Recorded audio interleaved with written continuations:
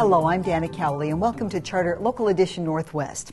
Today we're going to discuss the Port of Pasco's plans for the new year. The port serves many purposes. It supports agriculture, the business center at Osprey Point, Big Pasco Industrial Center, and more. And of course, it handles the airport, and there are big expansion plans there. My guest today is Randy Hayden. Thanks for coming. Yeah, nice to be here. Randy is the Executive Director for the Port of Pasco, and when will we see the ripping and tearing start?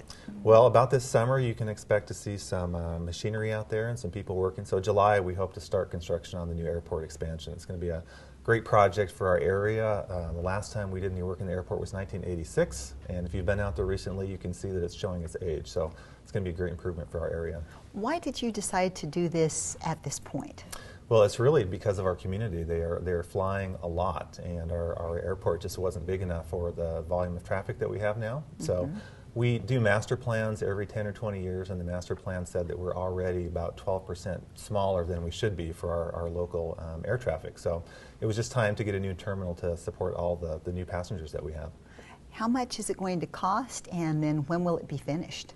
Yeah, great question. So about $43 million is our latest estimate, and we're not quite done with the design, so that number may still fluctuate.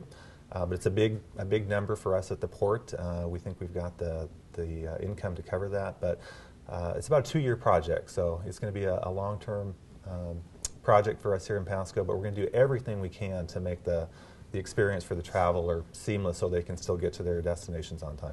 Yeah, that will be a bit of a logistical challenge for you because you're expanding the existing facility, a lot of work happening in the middle of the airport. It's not like you're going out and building a new piece on the end of it. So how will you manage that traffic flow with all of that going on?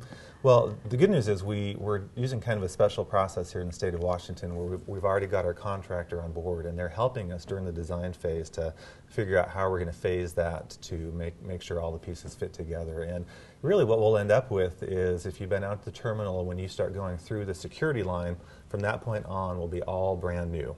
Behind that line, the current ticketing and baggage area, that will be existing and it'll be remodeled, but everything past that security will be brand new. So we'll have a great new place for you to zip through security, a very nice new restaurant, or one of those restaurants where you will want to go and sit down and look out over the airfield, see the planes coming in and going out, and then some much more comfortable seating for the boarding area. It gets really jammed in there now, so you can just, again, sit down at your ticket gate, watch the planes come in, and really have a nice experience at the airport. It will be something to look forward to. Yeah.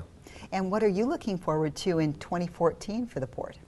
Well, it's kind of a banner year for us. We just completed the last major vision out at the Pasco Processing Center, which is a huge food processing park.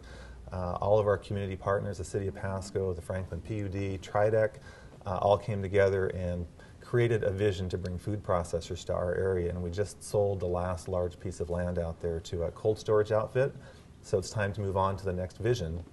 And so we're going to put a lot of emphasis on our economic development plan and strategy this year, and we're going to be out talking to all of our community partners on what's the next great thing for Franklin County. Job creation is so important, especially as the Hanford site shrinks up. So how will these projects help bring sustainable jobs? Yeah, that's another good question. You know, we've got a lot of manufacturing base here in the Tri-Cities with the Hanford area, and we've got the great ag base. And so those are two key components that we think can form the basis of a new vision. We want to support our ag community. It's a top industry in Washington as far as the revenues, and Franklin County is right at the epicenter of the ag area.